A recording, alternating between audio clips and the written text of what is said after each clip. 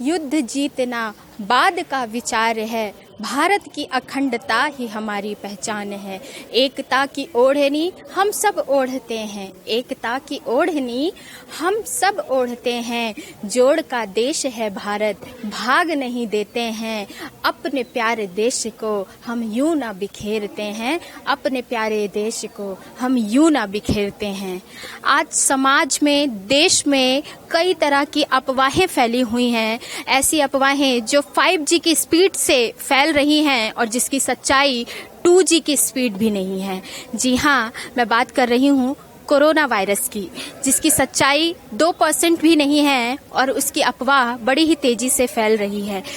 आज विश्व जहां कोरोना वायरस को लेकर एक बड़े खतरे का संकेत दे रहा है और एक जिस पर खतरा उमड़ा हुआ है, वहीं हम भी आज भारत पे भी लोग इसी खतरे से लड़ रहे हैं और इस बीमारी को देखते हुए जिसे महामारी घोषित कर दिया गया है, उससे लड़ने को तैयार हो रहे हैं।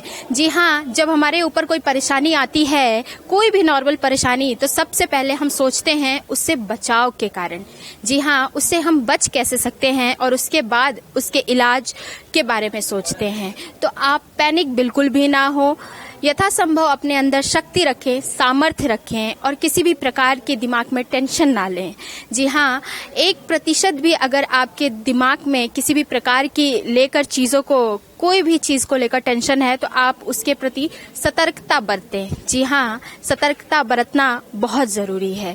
इसी के साथ मैं आप सबको ये भी बताना चाहूँगी कि हमारी रोग प्रतिरोधक क्षमता इस वायरस से लड़ सकती है।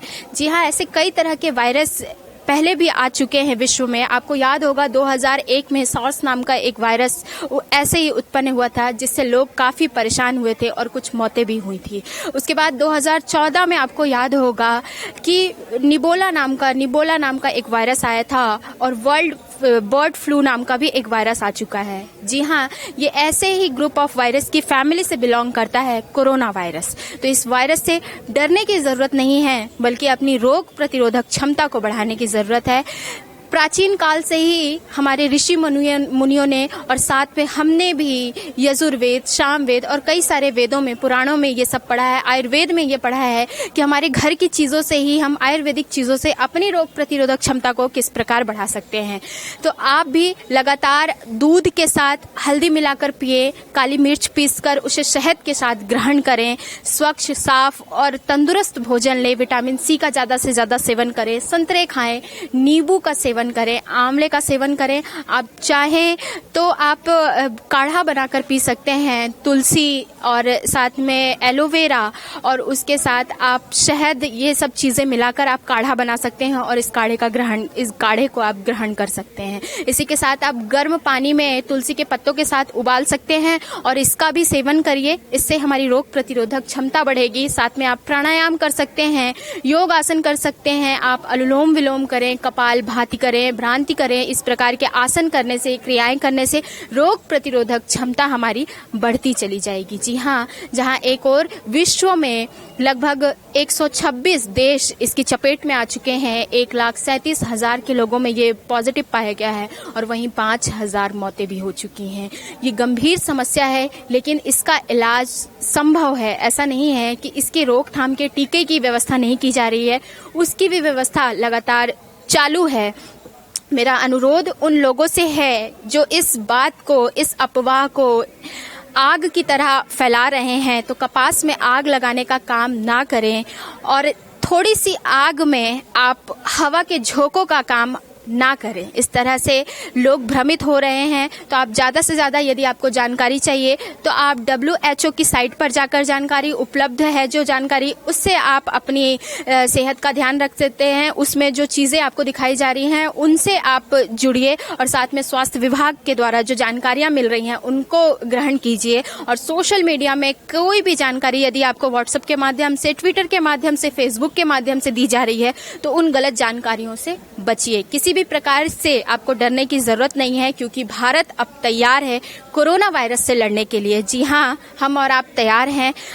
सबसे ज्यादा लोग बात कर रहे हैं हाथ धोने की। जी हाँ, हैंड वॉश बहुत ज़रूरी है। इसके लिए भी आप देख रहे होंगे कई लोगों ने बताया कि सैनिटाइज़र का उपयोग लोग ज़्यादा से ज़्यादा कर रहे हैं। तो मैं आप सबको बताना चाहूँगी, आप सैनिटाइज़र घर में बना सकते हैं। जी हाँ, आप 1 लीटर पानी में 100 ग्राम नीम की पत्तियाँ और 100 ग्राम तुलसी के पत्ते डालकर उसमें 10 ग्राम केवल फिटकिरी और उसके साथ 10 ग्राम कपूर डालें और उस पानी को बॉईल कर लें और उसको एक बॉटल में भरकर रख सकते हैं। ये एक अच्छा सैनिटाइज़र का इस्तेमाल आप घर बैठे कर सकते हैं।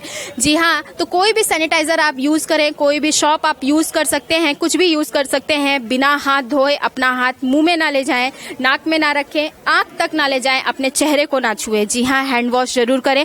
प्लास्टिक की चीज़ें अगर आप छूते हैं, स्टील की चीज़ें आप छूते हैं, तो आप तुरंत आकर स्वच्छ पानी से हाथ ज़रूर धो लें।